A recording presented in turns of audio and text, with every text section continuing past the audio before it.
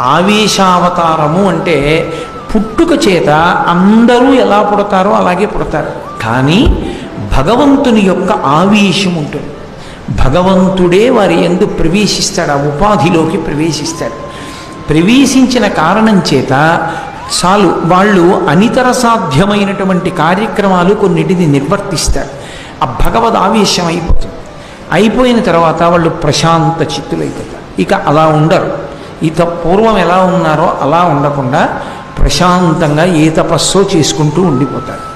అలా ఉండిపోయినటువంటి రూపాలలో ఒకటి పరశురామావతారం.